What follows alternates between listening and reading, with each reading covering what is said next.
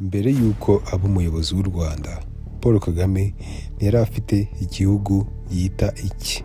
Yari impunzi aba ahantu hatari ahiwe cyangwa igihugu kitari icye, arwana no gushaka umwirondoro. Icyo gihe wari utarasobanuka neza. None ikibazo nyamukuru ni iki? Ni muntu ki ushobora kuvaho akubaka kimwe mu bihugu bifite gahunda n'imiyoborere ihamye muri Afurika? Mbere y'uko dukomeza, kanda subscribe niba ukunda Paul Kagame. Kagame ntiyavukiye mu bubasha, yavukiye mu buzima butizewe. Akiri muto, umuryango we wahungiye muri Uganda ava mu Rwanda.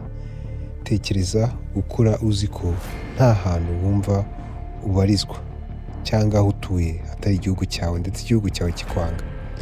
Nta rugo ruhamye, nta hazaza hasobanutse, hariho kubaho gusa. Kubaho gusa nicyo cyari kiriho. Kandi hari ikintu abantu benshi batamenya. Ubuzima nk'ubwo ntibugira gusa ingaruka ku nkuru yawe cyangwa kuri wowe. Bugira n'ingaruka ku buryo ubona isi. Iyo ukuze mu kavuyo nk'ako, ntubanza kurota ubwisanzure. Ubanza kurota kugenzura ibintu cyangwa gushyira ibintu ku murongo. Gushyiraho gahunda ndetse kubona ituze. Mbere ya politiki, Kagame yari umusirikare, kandi ni umusirikare usanzwe. Yari umusirikare usanzwe ndetse yari umunyamayeri mu bya gisirikare cyangwa mu gutekereza.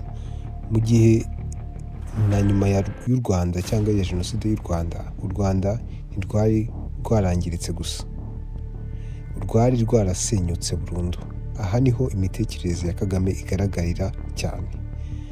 Abandi bayobozi benshi bari gukurikiza amarangamutima, ariko we siko yabigenje.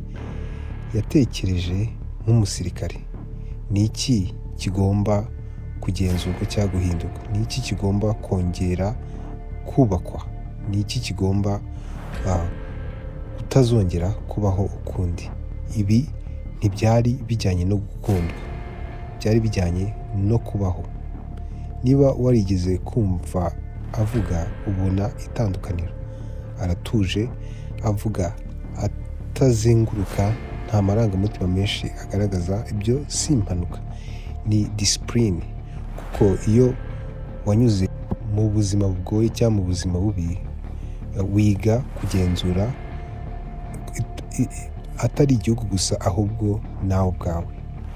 Mu gihe abandi bayobozi bashaka gukundwa, Kagame we yahisemo ikindi, kandi ibyo bihindura byinshi. Reba u Rwanda uyu munsi: imihanda isukuye, gahunda, iterambere, imiterere isobanutse. Ibyo ntibibaho ku bw'amahirwe, bituruka ku mitekerereze imwe yihariye. Ntidutekereza ejo hazaza, turahagenga. Kagame ntiyayoboye igihugu gusa, yubakiye ku cyerekezo. U Rwanda ruba rufite disipurine, rureba imbere kandi rwubashywe. Ariko hari ukuri kwihishe inyuma y'ibi byose. Icyo cyerekezo kigaragaza uwo ari we. Umuntu wakuriye mu buzima atagenzura ibintu, atabigenzura, akiyemeza kubaho cyangwa kubaka igihugu kitazongera kubura uko kigenzurwa ukundi, ndetse kidafite amahoro. Ariko si bose bamubona kimwe. Mu Rwanda benshi baramushima kandi baramukunda. Hanze yarwo hari abamwibazaho, ariko abo ni babandi basize bakoze amabi. None se ni iki Kagame ari cyo? Ni intwari yongeye kubaka igihugu, cyangwa umuyobozi ugenzura cyane ibintu kurusha uko bikwiye, ndetse akabishyira ku murongo cyane? Kuko ni igitangaza ngo cyahawe n'Imana ku Banyarwanda. Ahari ibyo byose nibyo koko. Kuko ku iherezo Kagame si perezida gusa, ni igisubizo cy'amateka abantu benshi batashobora gusobanukirwa neza. Kandi wenda inkuru nyayo niyi: ntushobora gusobanukirwa u Rwanda rw'uyu munsi atabanje gusobanukirwa umuntu waruhinduye.